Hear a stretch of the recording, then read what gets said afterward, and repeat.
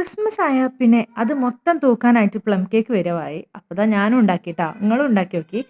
Dry ഫ്രൂട്ട്സും നട്ട്സും കൂടെ ഓറഞ്ച് ജ്യൂസിൽ സോക്ക് ചെയ്ത് വെച്ചിട്ട് അതൊന്ന് മാറ്റി അരിച്ചെടുത്തതിന് ശേഷം മൈദയിൽ മിക്സ് ചെയ്ത് വെക്കുക.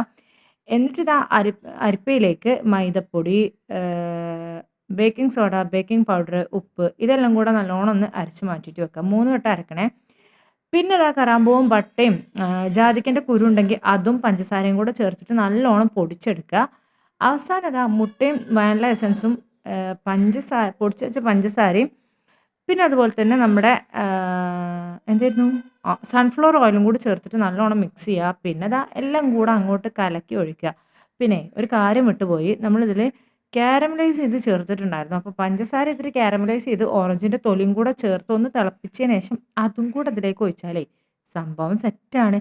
പിന്നെ ദാ ഇതുപോലത്തെ ഒരു പാനിൽ പാരുക കേട്ടോ. നിങ്ങളുടെ അടുത്ത് കേക്ക് പാൻ ഉണ്ടെങ്കിൽ അതിൽ പാർന്നോളി.